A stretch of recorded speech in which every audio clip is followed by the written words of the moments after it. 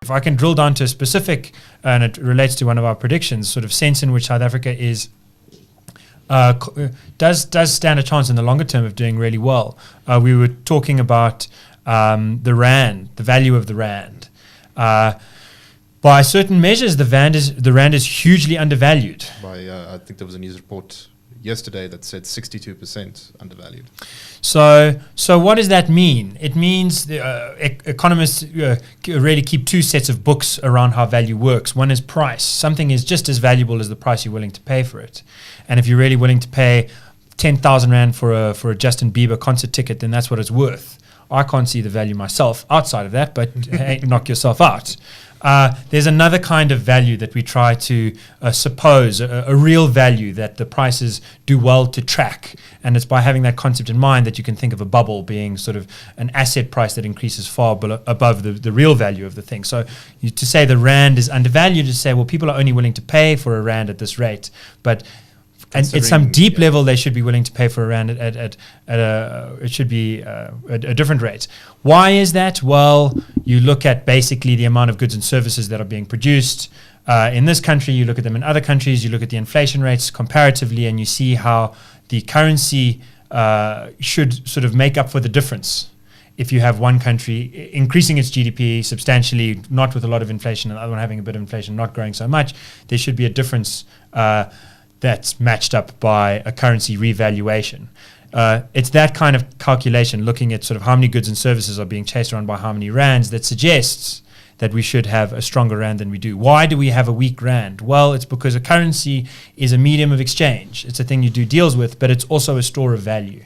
And as a store of value, the rand is perceived, I think correctly, to be a very poor bet right now. It's a hard place to hold on to your wealth when the government talks about taking wealth from people without any compensation. And so when they talk about nationalizing the Reserve Bank. When they talk about nationalizing the Reserve Bank, there's a potential of just printing free money, which changes the value of the currency. When you talk about prescribed assets, it's also alarming to potential investors. So for all of these reasons, you have a pressure on the weakening of the rand. One of the things that people will be worried about in the context of the Moody downgrade is that the rand then weakens substantially further, and that we might sit in an even more sort of bizarre situation where the rand goes from being 60% undervalued to 100% undervalued or something like that. Could this happen? I think the answer is yes. But as Frans and I have discussed at length, we think that there's likely to be a bounce back.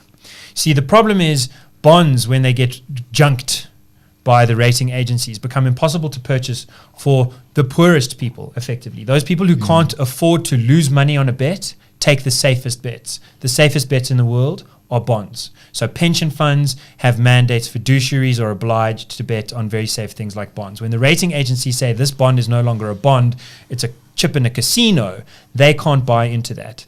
And so that's why the price will fall down, because they'll have to sell off at whatever price they can. But other players will step in. People who can go to a casino and place big bets, cowboys with fancy hats and Gucci shoes, can stroll along and lap up South African bonds. Why? Because the spread, the difference between the coupons you get on a South African bond and the coupons you get on a European or American bond are enormous, 5%.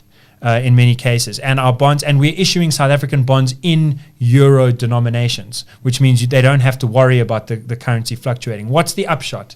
The upshot is that Pravin Gordhan, the great communist socialist who's been celebrated by the Business Day this week as a sort of awesome hero of the country, doubled our debt from 30% of GDP to 60% and 100%, including our state-owned enterprises. That debt, that's money we as South Africans all have to pay back. And now who's going to own that debt?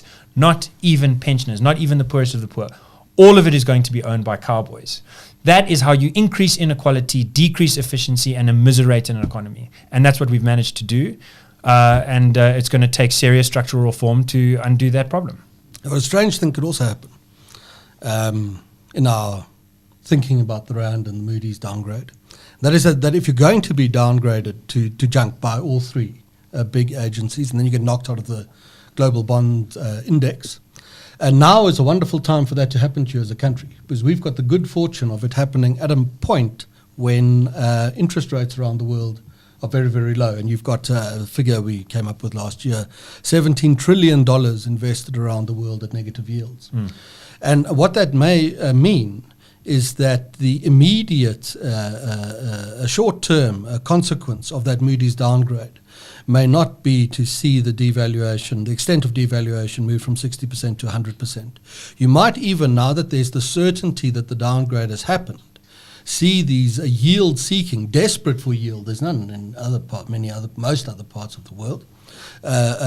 Bond cowboys enter the South African bond market, buy more bonds with the effect of even holding the currency at its present rate, or at least slowing the extent of its weakening, and perhaps even seeing yields come off a bit, all of which will be interpreted by the government as signs of confidence in the South African economy. But it is anything but that. And also why we think the post-Moody's Rand event might be more muted than the more dire predictions suggest is that a lot of this is, of course, priced in. In serious places, a term we use more often, it's very well understood that this has to happen. And it seems at times that it's really only the editors of some of the country's newspapers and the president who express shock and surprise at the lights going out, the downgrades occurring, or whatever. Or capital equity flight. Whatever other horrors still lie in wait. So Moody's downgrades are called in this paper, this Sunday's paper this year. But perhaps the immediate effect on the currency, not as dire as people think, but in the longer term, you place that much of your debt in the hands of real cowboys, and the day will come when you will regret that position.